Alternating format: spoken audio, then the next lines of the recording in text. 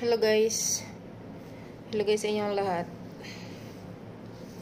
Lahat na dyan sa Pilipinas, Visayas, Luzon, Mindanao. Ayan guys, mahigpit nga free po para sa sa buong bansang Pilipinas guys. Ngayon ay ayan, marami ng mga kalamidad nga nangyayari sa ating bansa guys. Mga gulo, ganun. Iba't ibang kalamidad ang dumating sa ating bansa. So kailangan nating mag-pray. So hindi lang sa pagtawag ng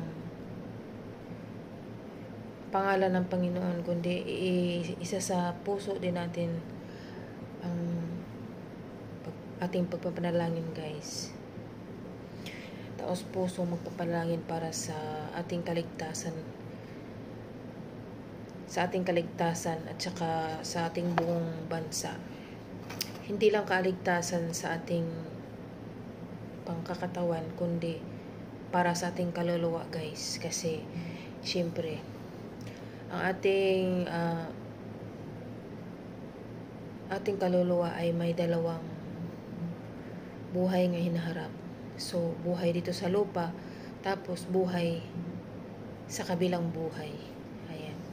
So, kailangan nating talagang mahigpit nga pagdarasal para sa ating kaligtasan, kasi hindi natin alam ang buhay natin kung hanggang kailan guys. Tulad ngayon, bigla-bigla na lang